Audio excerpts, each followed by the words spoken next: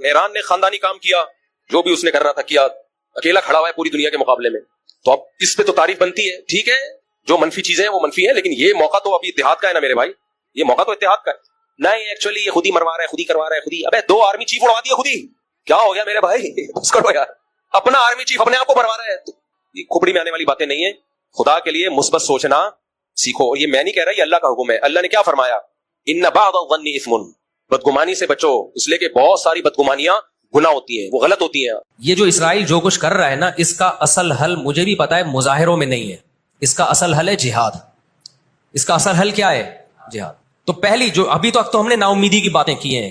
مسلمان ممالک شکست کھا کے بیٹھ چکے ہیں، 3 بڑی جنگوں میں شکست ہو چکی ہے. اس کے بعد اب کسی مسلم کنٹری میں اسرائیل پر چڑھائی کی طاقت نہیں ہے. ان کو پتا ہے پیچھے امریکہ بیٹھا ہوا ہے. ہمیں قرآن و سنت میں اس بارے میں کیا ہدایات ملتی ہیں. اللہ کہتا ہے میں نے یہود پہ ذلت کو مسلط کر دیا ہے. اس آیت میں اور اس حدیث میں جو میں نے تقاتلون الیہود والی حدیث پڑھی، اس میں مسلمانوں کے لیے خوشخبری ہے کہ اللہ تعالیٰ نے جیسے بنی اسرائیل انتہائی کمزور تھے، فرعون کا ظلم اور بربریت کا شکار تھے. اللہ سورہ قصص میں کہتے ہیں وَنُرِيدُ أَن نَّمُنَّ عَلَى الَّذِينَ اسْتُضْعِفُوا فِي الْأَرْضِ، ہم نے ارادہ کیا کہ زمین میں کمزور ترین لوگوں کو اٹھا کے زمین کا امام بنا دیں گے، طاقتور پہ غالب کر دیں گے. بہت دفعہ ایسا ہوا ہے، کم من فئۃ قلیلۃ غلبت فئۃ کثیرۃ باذن اللہ. اللہ کہتے ہیں دنیا کے نقشوں میں جو غالب ہوتا ہے، جس کی فتح اسباب کی دنیا میں یقینی ہوتی ہے، میں بہت تھوڑی سی جماعت کو طاقتور بنا کے دنیا کا امام بنا دیتا ہوں. ہمیں اللہ کی رحمت سے اور قرآن اور حدیث کی جو بشارتیں مل رہی ہیں اس سے پوری امید ہے انشاءاللہ یہ اسرائیل کی شکست پہ اور یہودیوں کی ہمیشہ کے لیے شکست پہ اس کا نتیجہ نکلے گا انشاءاللہ. اور نبی صلی اللہ علیہ وسلم کی وہ حدیث پوری ہوگی کہ تمہاری جو بڑی جنگ ہوگی، نبی نے کیا فرمایا؟ اس امت کی ایک جماعت ہمیشہ جہاد کرتی رہے گی. لا یزال طائفۃ من امتی ظاہرین علی الحق. ہر دور میں لڑائی ہوئی ہے، جہاد ہوا ہے. آپ اس ہسٹری اٹھا کے دیکھ، کہیں نہ کہیں جہاد ہمیشہ ہوتا رہا ہے. تو آج بھی ایسا ہوگا. اور بالآخر یہ معاملات اگر بین الاقوامی دنیا نے کنٹرول نہیں کیے تو نبی صلی اللہ علیہ وسلم کی پیش گوئیاں انشاءاللہ بہت جلد پوری ہونے والی ہیں.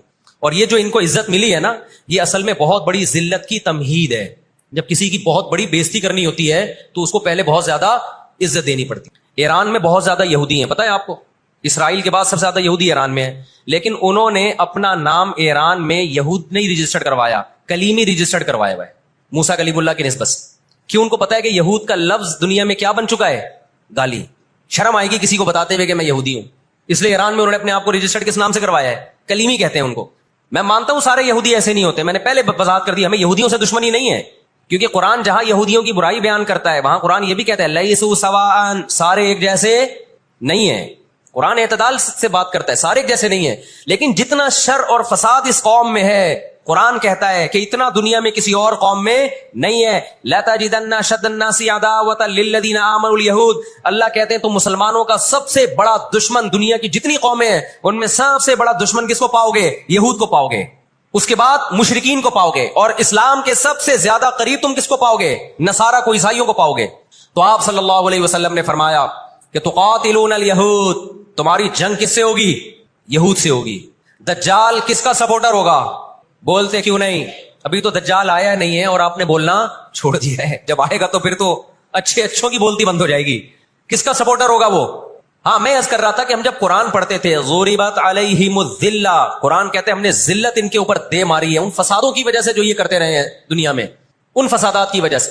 ہم جب پڑھتے تھے ہم کہتے تھے اے اللہ آج تو یہودی ذلیل نہیں ہے. اسرائیل کتنا پاورفل ہے کہ گچی کس کی پکڑی ہوئی ہے اس نے؟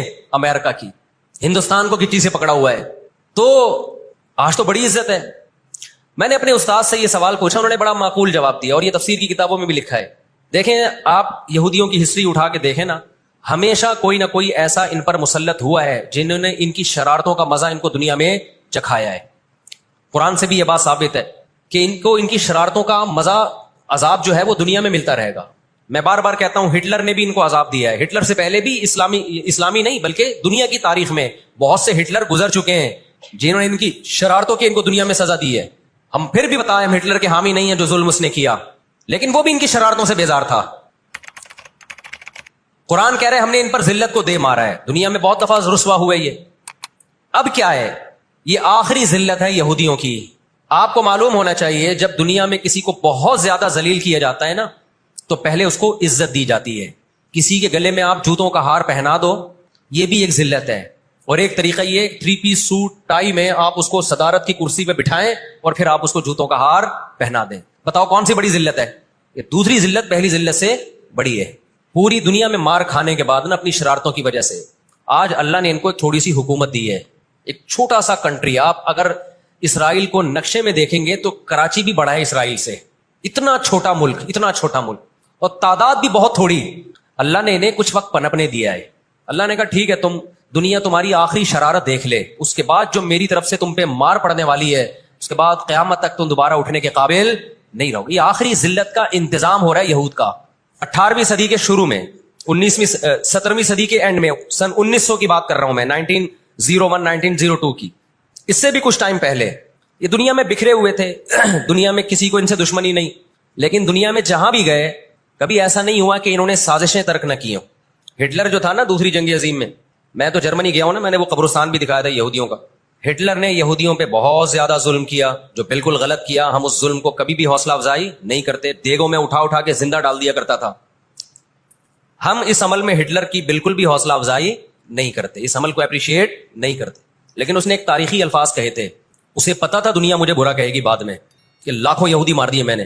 اس نے کہا میں چاہتا تھا سب کو قتل کر دیتا, ایک بھی زندہ نہ چھوڑتا, لیکن کچھ میں زندہ چھوڑ کے جا رہا ہوں تاکہ دنیا جب مجھے یاد کرے گی نا کہ یہودی ظالم تھا تو دنیا کو پتا چلے گا کہ میں نے ان کو قتل کیوں کیا. کچھ چھوڑ کے جا رہا ہوں, یہ چین سے نہیں بیٹھیں گے, دیکھنا کرتے کیا ہیں یہ. آج ہٹلر زندہ ہوتا, ہٹلر اگر آج زندہ ہوتا, دنیا کہتی کہ تو بندہ ٹھیک نہیں تھا لیکن بات ٹھیک کر کے گیا ہے. ان کے اندر 2 بیماریاں, ایک حسد کہ فلاں کو نعمت کیوں مل رہی ہے, اور ایک دنیا سے محبت. قرآن کہتا ہے یود احدہم لو یعمر الف سنہ, ان میں سے ہر شخص چاہتا ہے کہ کم سے کم اس کی عمر کتنی ہونی چاہیے, 1000 سال. اور مسلمان دنیا سے محبت نہیں کرتا. تو آپ بتاؤ 2 ایسی قوموں کا مقابلہ ہو کہ ایک زندہ رہنے کے لیے لڑ رہی ہو اور ایک موت کے لیے لڑ رہی ہو, تو فتح کس کو ملے گی؟ جو موت کے لیے لڑتا ہے. اب بھی دنیا کو اگر ہوش نہیں آتا اور کفر کی حقیقت سمجھ میں نہیں آتی ہے, ہمارے لبرل اور سیکولر طبقے کو جو صبح و شام ان کے گن گاتے ہیں, تو پھر آپ کو اس کا اللہ کے سامنے حساب دینا پڑے گا. جہاں مسلمان کا خون بہے گا دنیا منہ پہ ٹیپ لگا لیتی ہے. جہاں کوئی ایک غیر مسلم, ہماری نظر میں مسلمان کا خون بہے یا غیر مسلم کا, ہم فرق نہیں کرتے. کسی پہ بھی ظلموں کا ہم آواز اٹھائیں گے, لیکن دنیا یہ فرق کرتی ہے, لیبل یہ لگاتی ہے کہ انسانیت پہلے مذہب بعد میں. لیکن ان کا ایٹیٹیوڈ بتاتا ہے کہ ان کی نظر میں مذہب پہلے ہے, انسانیت بعد میں ہے. دنیا میں سب سے سستا خون مسلمان کا ہو گیا ہے. آج دنیا میں بہت سے لوگ کہتے ہیں یہ عرب کنٹریز کیوں نہیں کر رہے. بھائی عرب ممالک 3 بڑی جنگیں لڑ چکے ہیں. یہ جو لوگ الزام لگاتے ہیں نا کہ عرب چپ کر کے بیٹھے ہوئے ہیں, مصر کیوں نہیں کر رہا. مصر کی سرحد ملتی ہے اسرائیل سے, شام کی سرحد ملتی ہے, اردن اور لبنان کی سرحد ملتی ہے. یہ سارے ملک 3 بڑی جنگیں لڑ چکے ہیں اسرائیل کے خلاف, لیکن فتح کس کو ہوئی ہے؟ اسرائیل کو. کیوں؟ اس کے پیچھے کون تھا؟ اس کے پیچھے امریکہ تھا. تو آپ اپنے ملکوں کو برا بلا کہہ کے اس سے کچھ بھی حاصل ہونے والا نہیں ہے, اس سے ان کا وجود بھی ختم ہو جائے گا. 3 بڑی جنگیں ہو چکی ہیں, تمام عرب کنٹریز مل کے اسرائیل پہ حملہ کرتے ہیں, لیکن اس کے نتیجے میں نقصان کیا ہوا؟ یونائٹڈ نیشن نے جو لکیر کھینچی تھی نا یہودیوں کے لیے, یہودی اس لکیر کو کراس کر کے آگے بڑھ گیا, اور 80% فلسطین پہ یہودی نے قبضہ کر لیا. اور یہ غزہ کی پٹی جو آج ہے اور جس کو ویسٹ بینک کہا جاتا ہے, اس غزہ کی پٹی پہ مصر کا قبضہ ہو گیا جو ایسٹ میں ہے, اور ویسٹ بینک پہ اردن کا قبضہ ہو گیا. 20% علاقہ میں سے آدھا اردن کے پاس اور آدھے سے کچھ کم مصر کے پاس چلا گیا. باقی 80% کس کے پاس آ گیا؟ اسرائیل کے پاس. یہ میں ان لوگوں کو بتا رہا ہوں جو ہر وقت اسلامی حکومتیں جو رہی صحیح رہ گئی ہیں نا, ہر وقت ان کو برا بلا کہتے رہتے ہیں یہ کچھ نہیں کر رہے, یہ عرب کچھ نہیں کر رہے. یہ 3 جنگیں لڑ چکے ہیں. جب تک تمہارا باپ پیچھے کھڑا ہوا ہے نا امریکہ, اس وقت تک یہ مسئلہ حل نہیں ہو سکتا. عراق میں جو بھوک سے بچوں کو مارا ہے وہ کس نے مارا ہے؟ مسلمانوں نے مارا ہے یا ان 27 اتحادیوں نے مارا ہے؟ وہ عراق اب تک اپنے پاؤں پہ کھڑا نہیں ہو پایا ہے. اس تباہی کا جو سینکڑوں بچے یونائٹڈ نیشن کی رپورٹ کے مطابق عراق میں بھوک سے مرے ہیں, ان کا ذمہ دار سعودی عرب ہے, پاکستان ہے, یا وہ 27 اتحادی ممالک ہیں جو سارے غیر مسلم کنٹریز ہیں جنہوں نے 27 ملکوں نے مل کے عراق پہ حملہ کیا تھا اور جھوٹا الزام لگایا کہ ان کے پاس کیمیکل ہتھیار ہے. تو آج بھی رشیا, چائنا وہ اسرائیل کے حق میں نہیں ہے. عین ممکن ہے اللہ مظلوموں کی آواز سے ایسے حالات پیدا